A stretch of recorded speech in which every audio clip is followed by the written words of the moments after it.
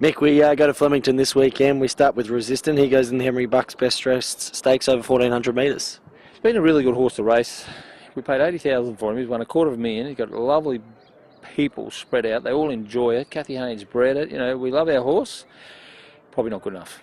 You know, he's coming off those off-season races where we've picked the eyes out of the races and he's earned good prize money. Now he's going into the horses that are coming into the spring, going into better races like Cawthon and those sort of horses. Can't see him winning, and I'm also looked on the track for where his last run's going to be. Can't see any of the normal signs that he's had enough, but sometimes you've got to take him to the races to find out. So for up in class plus the length of prep he's had, I think it's against him. We'll saddle him up and see how he goes. He didn't stop in his 2-year-old form. He kept going into one as soon as he turned 3. What was the reasoning behind that? Money. That's it? Well, they buy horses, we train them, they got to earn prize money. He's tough, he's very sound. I didn't think he was ever going to be a spring colt, so make hay while the sun shines. And you know, as I said, we paid 80, he's won 250. It's fantastic business. You know, they love their horse. They go to the races. There's a lot of people in the horse. Link Racing have got a heap of people in it. It's been a fantastic horse all round. It's the sort of good example of why you get in the game. But you know, it's as tough and sound as he is. Sometimes I think horses like football players, they have a long season. At the end of the season, they're just out of adrenaline, aren't they? You know, so. That's what I'm thinking, but hopefully I'm wrong and he savages the line, and it'd be good to see him win, but don't think so.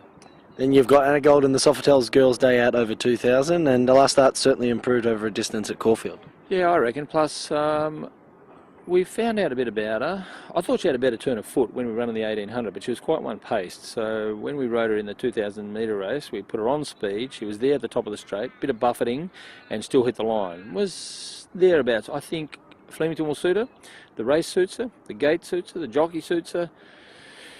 I have got her off a lot of racing in Queensland.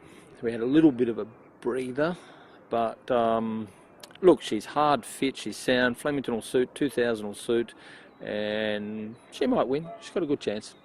Hoping for any rain this weekend? Be nice for her because she's done a few kilometres in those legs of hers as a big rangy mare. Would be nice for her, but I think Flemington will be dead for her, I guess. You know, just nice track for her. But look, it's a nice race for her. It wouldn't shock me to see her win. And you got Danny the Fox and the Sofitel over 1,400. Last time you spoke, there's a few little niggles that you told us. How's he going? The niggles were when he drew 15 out of 16 and he had a blood picture where there's a couple of aspects of it I wasn't 100% happy with. So I'm glad I didn't run. And that idea of running last Saturday was only going to be like a little bonus. Come this Saturday, I get 3 weeks between runs with him. The horse is peaky, flying. He goes into the race, not at his top, but he goes into the race at his top, progressing through a program in a 1,400-metre race. It's probably our best chance tomorrow. He looks fantastic. He'll race well.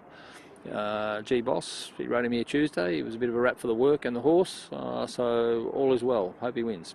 Second up into a 1,400. Where can we see him from here? Will he hit the mile next?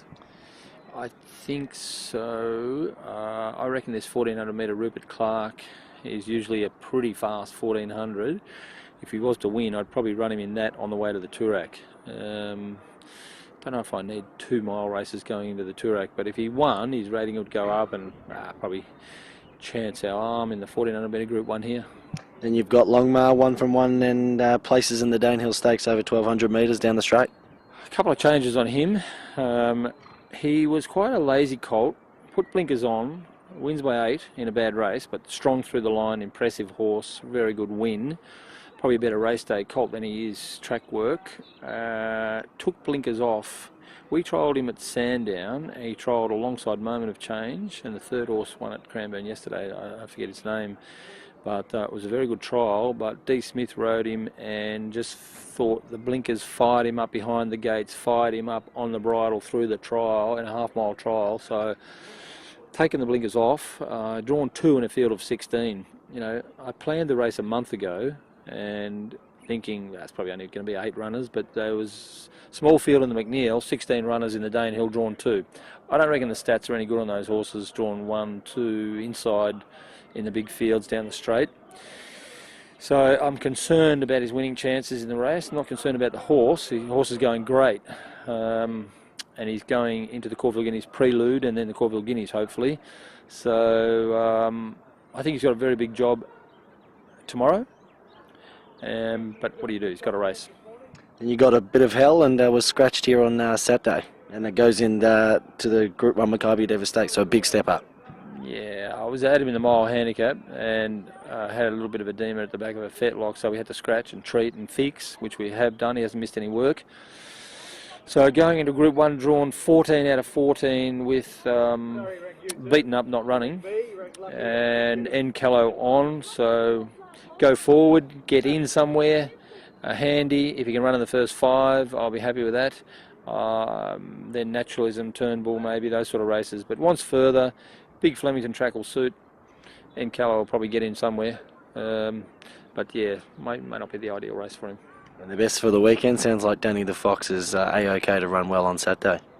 I think he's our most logical chance, so hopefully he can win.